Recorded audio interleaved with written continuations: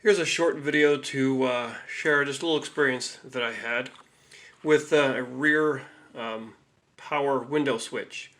Now there are some really great videos, at least one out there, that talk about how to fix your power window switch if it's not working.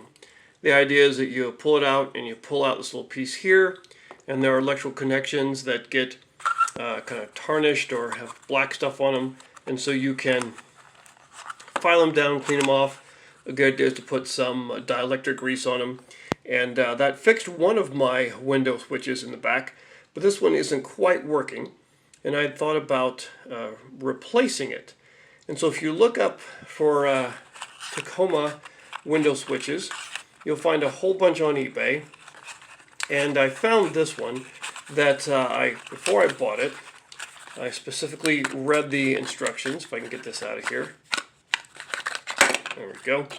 And to see if it would fit front and rear passenger and all that.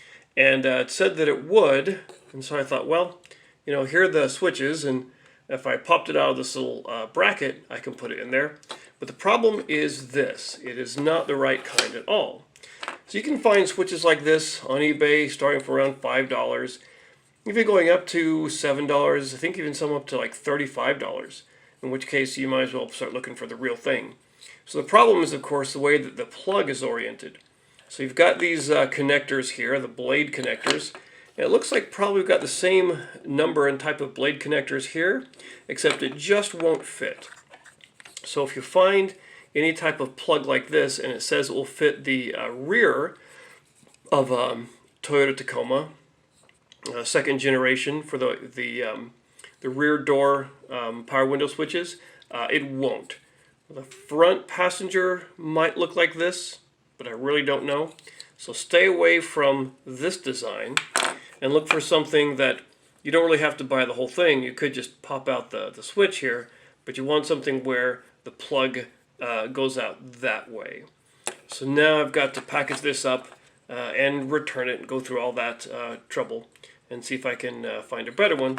Or I might try to take this apart and clean off and file down those metal connecting parts again. So I just wanted to let everyone know about this, to stay away from any switch that has this design. I think a lot of these places just have tons and tons of car parts, and they put stuff up automatically, and they don't really know if it fits or not. But this one definitely will not work for you.